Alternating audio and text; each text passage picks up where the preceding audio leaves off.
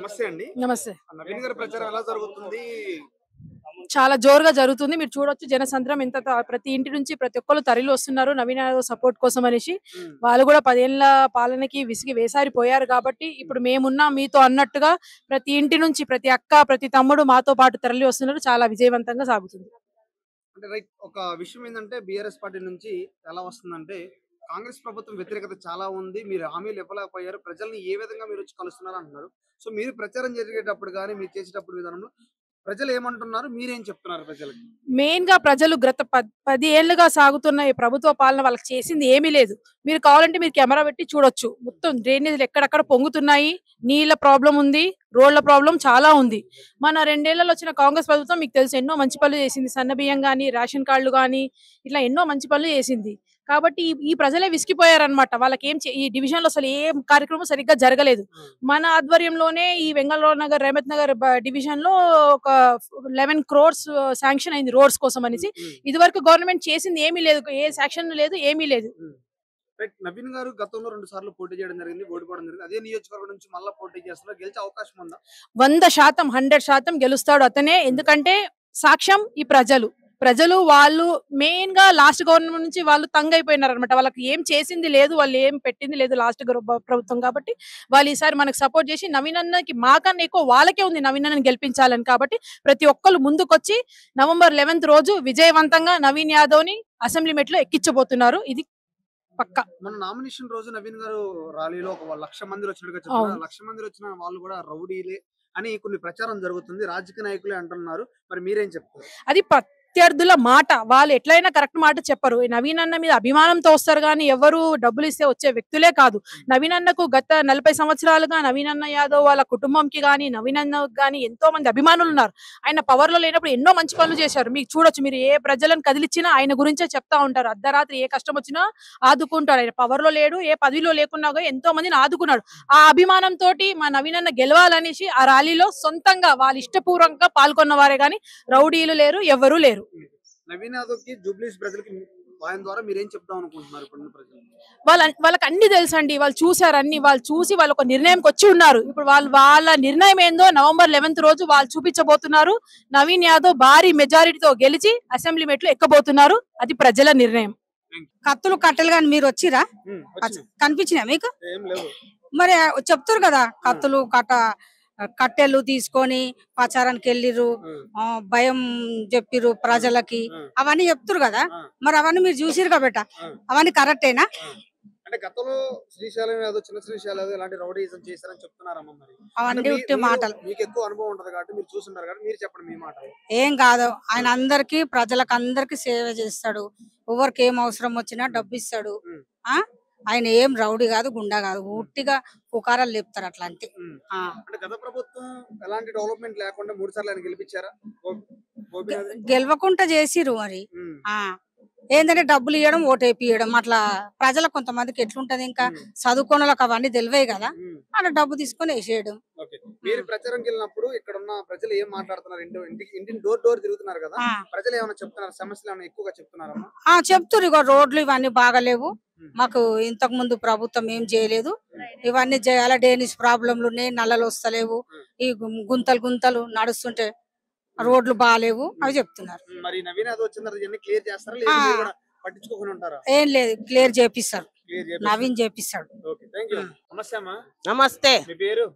నా పేరు లలిత. జూబ్లీస్ ఎన్నికలు రాబోతున్న ఓటు ఎవరికి వేస్తారు మరి ఈసారి? చేతి గుర్తుకే నా ఓటు. ఎందుకు? ఎందుకంటే గతం కాంగ్రెస్ పార్టీ గెలిపించుకున్నాం, 2 సంవత్సరాలు కూడా కాలేదు. సంవత్సరం లోపలనే మాకు అన్ని ఏదేది పథకాలు పెట్టిరో అవన్నీ అమ్ముతాం అయినాయి. మాకు కరెంటు బిల్లు ఫ్రీ వస్తుంది, మేము ఫ్రీగానే బస్సులో తిరగగలుగుతున్నాం మహిళలు. ఇంకేమో సన్న బియ్యం కూడా వచ్చినాయి. ఓకే, 2,500 ఇస్తారు, ఇస్తరే ఉంటారు, ఇవ్వకుండా ఏమైనా పోతా ఉన్నారా? ఆగరాదండి. ఒక్కొక్కటి ఎక్కాలి. ఒకటేసారి పైన కాలు పెడదామంటే పడిపోతారు, ఎక్కుతారు. ఒక్కొక్కటి అవుతా ఉంది కదా అమలు. వ్యతిరేకతలో నవీన్ గెలిచే అవకాశం ఉందంటారా? మరి అంటే ఈ పథకాలు ఇవ్వలేదు, కాంగ్రెస్ పైన చాలా వ్యతిరేకత ఉంది కదా.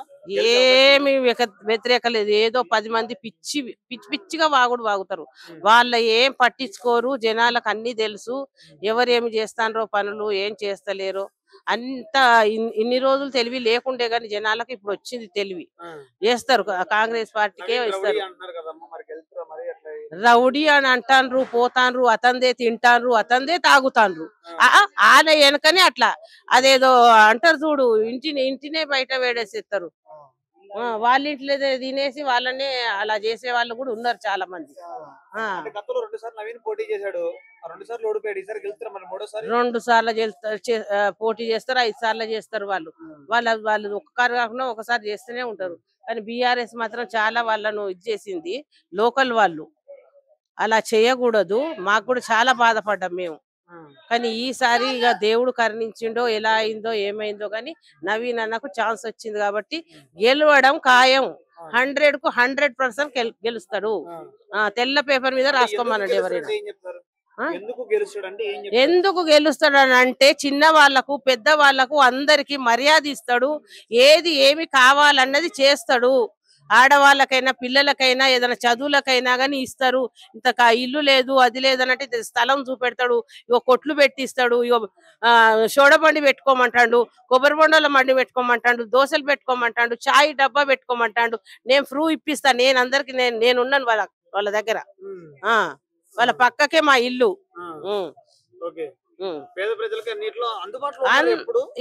ఎప్పటికీ 24 గంటలు అందుబాటులో ఉంటాడు. వాళ్ళ నాన్నైనా సరే, వాళ్ళ కొడుకైనా సరే, వాళ్ళ అమ్మ అయినా సరే. ఇంటికి పోతే మంచి మర్యాద, మన చుట్టాలన్నా ఇయ్యరు కావచ్చు కానీ వాళ్ళు చాలా మర్యాద ఇస్తారు. చాలా బాగా అనిపిస్తుంది వాళ్ళ ఇంటికి పోయి వస్తే. మాకు 60,000 మెజార్టీతో గెలుస్తారు. అవును, అవుతుంది. అవి తీరుతుంది. 1,00,000 అనుకున్నాం కానీ కొంచెంలో 60 ఓకే. అంటే బీఆర్ఎస్ గెలిచే అవకాశం అంటున్నారు కదమ్మా సునీత గారు. సునీత గారు గెలవదండి. ఆమె అసలు బయటికే వెళ్ళలేదండి. అసలు వాళ్ళ పిల్లలు ఎంతమంది ఉన్నారో ఏందో ఫ్యామిలీ. మాగాంటి గోపీనాథ్ గారు ఎప్పుడు ఎక్కడా చెప్పలేదు కాబట్టి వాళ్ళు గెలిచేది కొంచెం ఛాన్స్ లేదండి. ఆమెకు ఆ మాట రాదు.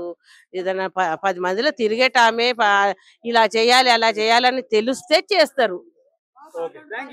నమస్తే అమ్మా. మీ పేరు? ఇందిరా. 11వ తారీఖున జూబ్లీస్ ఎన్నికలు జరగబోతున్నాయి. ఈసారి ఎవరికి ఓటేస్తారు మీరు?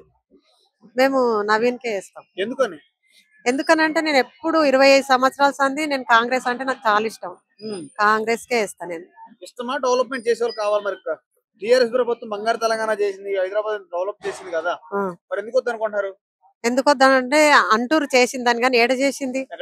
ఎక్కడ కాలువ చూడు. ఇప్పుడు మనం నడుచుకుంటూ వచ్చినాము, గుంతలు నీళ్లు 10 ఏళ్ల నుంచి ఏం చేసింది? ఏం చేసిండు? ప్రభుత్వం పథకాలు కానీ అన్నిటిమైనా నెగిటివ్ ఉంది, సరిగ్గా పథకాలు విడుదలపోయారు. ఈసారి గెలిపించకూడదని చాలా మంది అనుకుంటున్నారు. నిజమేనా? ఆ పథకాలు మేము చేసినవి కరెక్టే. అవి ఇప్పుడు చేసినాం కదా, టైం పడుతుంది, రానికే టైం పడుతుంది. నవీనాథ్ గెలిస్తే ఈ ఏరియాని డెవలప్మెంట్ చేస్తాడా? చేస్తాడు పక్క. నమ్మకం ఉందా ఆయన మీద మీకు? ఉంది నమ్మకం. ఆయన మీద రౌడీ షీటర్ అని రకరకాలుగా పేర్లు వస్తున్నాయి కదా, మరి నిజమా రౌడీ షీటర్ లేకపోతే నార్మల్ గా? అది అనేటోళ్ళు అంటారు కానీ ఆ అబ్బాయి చాలా మంచివాడు. వాళ్ళ నాన్న కూడా చాలా మంచివాడు. నాకే మంచిగా చేసిండు. నాకు నా పిల్లలకు వాళ్ళ డాడీ ఏం చేశారు మీకు? ఏం చేసిండంటే అప్పుడు గొడవలలో, మా ఇంటి గొడవలలో కూడా వచ్చిండు. అన్న అభిమానంతో నేను తిరుగుతున్నా. చాలా మంచోడు. వాళ్ళ బాబుకు కూడా చాలా సపోర్ట్ చేస్తుండు. నేను గెలుస్తాడని అనుకుంటున్నాను.